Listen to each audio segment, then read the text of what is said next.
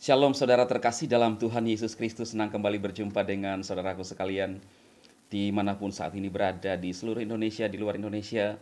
Terima kasih sudah mengikuti dan mensupport channel ini, khususnya saudara seiman. Saya berdoa setiap saudara dalam perlindungan Tuhan kita Yesus Kristus. Amin.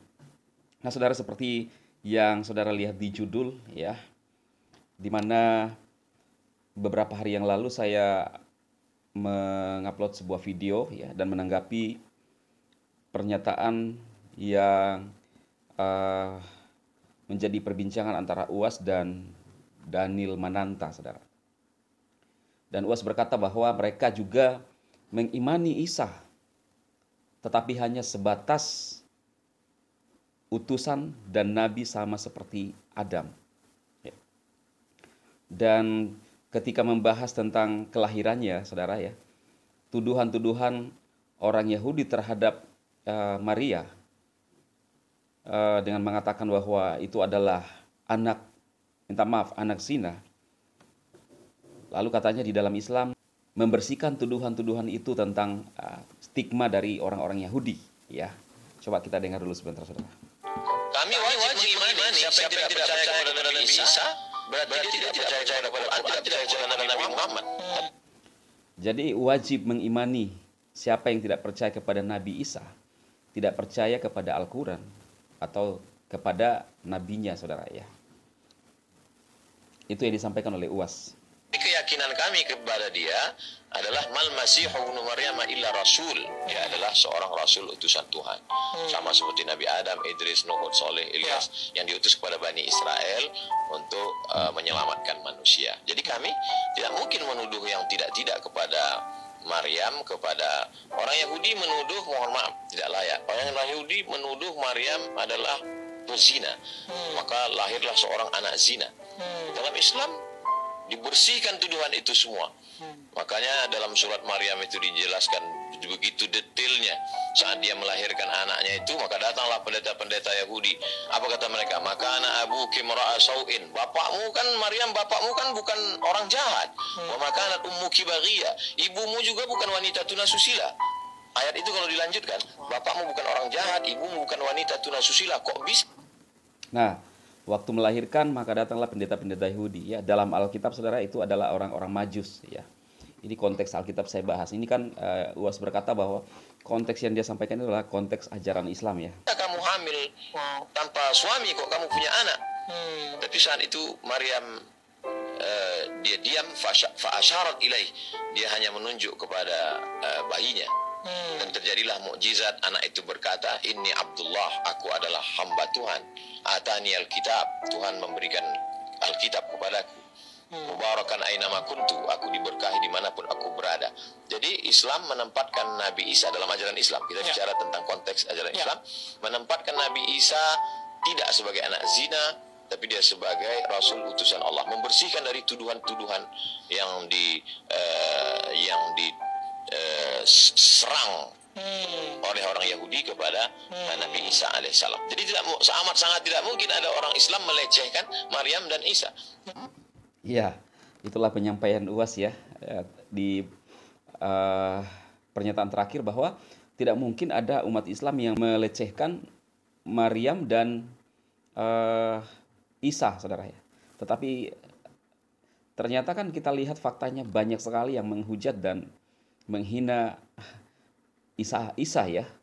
Apakah itu beda artinya Isa atau Yesus Kristus ya, mereka yang menyimpulkan, saudara ya. Tetapi kan kita kalau orang Kristen identik dari pandangan mereka bahwa kita adalah pengikut Isa Al-Masih ya. Jadi apa yang disampaikan termasuk pada saat Maria menunjuk kepada bayi itu tidak ada diceritakan di Alkitab. Itu versi konteks yang dia bahas dari Al-Quran mungkin ya dalam Islam.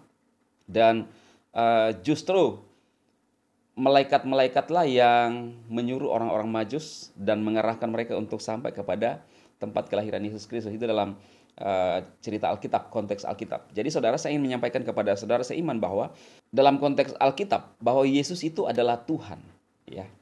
Bukan nabi ya, tetapi Tuhan, saudara. Dia Tuhan. Ada banyak bukti ayat-ayat firman Tuhan yang menjelaskan tentang ketuhanan Yesus. Ya, tentunya kita sebagai eh, umat-umat yang percaya harus punya hikmat. Kita harus punya pengertian. Kita tidak hanya membaca saja, saudara, tapi kita punya pengertian apa yang dimaksudkan. Ketika membaca Alkitab, saudara, kita harus membacanya secara utuh. Kadang-kadang Yesus sendiri menggunakan perumpamaan. Gaya bahasa itu berbicara dalam ilustrasi, perumpamaan. Tuhan Yesus sering menggunakan perumpamaan. Bagi orang-orang yang mungkin tidak mengerti, maka sulit untuk memahami apa yang dimaksudkan oleh Tuhan Yesus. Tetapi kalau kita yang punya hikmat, saudara, kita bisa mengerti.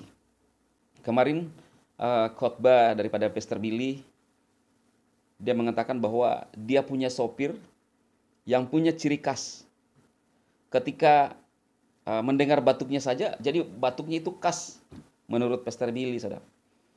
Dia mendengar batuknya saja sudah tahu, oh ini dia ada, sudah datang, ya, untuk bekerja. Nah sama, saudara. Ketika kita membaca Alkitab, apa yang disampaikan oleh Tuhan Yesus, bagaimana menjawab orang-orang Farisi, ahli-ahli Taurat, bagaimana menjawab murid-muridnya. Sebenarnya kita bisa tahu bahwa, oh Yesus ini berbicara yang dimaksudkan adalah ini. Pada satu saat, saudara, Tuhan Yesus sedang berdoa, lalu kemudian murid-muridnya datang kepada Yesus. Ya. Dan Yesus bertanya kepada murid-muridnya, kata orang, siapakah aku ini? Ya. Itu dalam Lukas 9 ayat 18 sampai 21. Jawab mereka, Yohanes Pembaptis. Ada juga yang mengatakan Elia. Ada pula yang mengatakan bahwa seorang dari nabi-nabi dahulu telah bangkit. Wow. Yesus bertanya kepada mereka, menurut kamu, ya, kepada murid-muridnya, siapakah aku ini? Jawab Petrus, Mesias dari Elohim.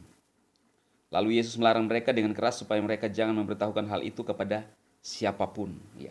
Di sini kalau kita melihat percakapan ini, saudara, di sini menegaskan bahwa Yesus membenarkan apa yang disampaikan jawaban daripada Petrus. Kalau orang tidak mengerti, ini akan beranggapan lain. Dengan menggunakan alasan bahwa jangan memberitahukan kepada siapa-siapa. Karena itu bisa dianggap tidak benar, kan, saudara. Tetapi di sini saya mendapatkan satu hal bahwa Yesus membenarkan apa yang dijawabkan oleh Petrus. Lalu Yesus berpesan, tidak usah sampaikan kepada orang lain. Artinya apa? Toh orang akan mengerti sendiri di dalam dia dari ciri-ciri yang Yesus lakukan. Kalau kita sebagai orang yang berhikmat, saudara. Jadi karena itu, saudaraku, khususnya seiman, dalam konteks keimanan kepada Kristus, dalam Alkitab, Yesus tidak hanya, bukan nabi, bukan hanya sebagai orang yang dibebaskan, yang dituduhkan dan dibersihkan dari stigma bahwa anak zina. Tidak, saudara. Tetapi dia adalah Tuhan. Perbuatan-perbuatannya sangat dahsyat. Dan terlebih kita harus tahu bahwa kedatangannya adalah untuk menebus dosa manusia. Tujuannya untuk menyelamatkan manusia dari dosa. Supaya manusia itu bisa bertobat. Dan siapa yang percaya kepada dia akan diselamatkan. Itu banyak ayat-ayat yang membuktikan, saudara.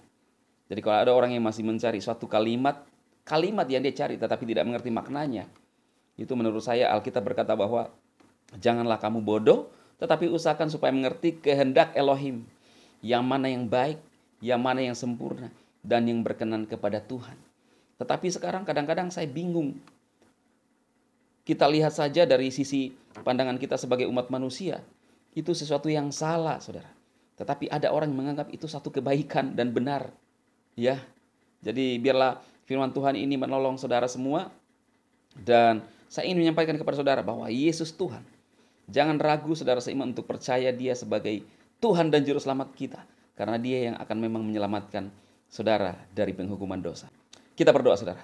Bapa, diberkati firman-Mu Tuhan yang kami dengarkan menjadi rema bagi kami. Sehingga kami hidup dalam tuntunan Tuhan, mengerti dan tetap melekat kepada Yesus Kristus sebagai Tuhan dan Juru Selamat kami, penyelamat kami. Diberkati umat-umat-Mu yang mendengarkan firman Tuhan ini, Bapa. Roh-Mu bekerja bagi hidup mereka. Dalam Yesus Kristus kami berdoa, haleluya. Amin, amin, amin. Tuhan memberkati saudara sekalian. Amin.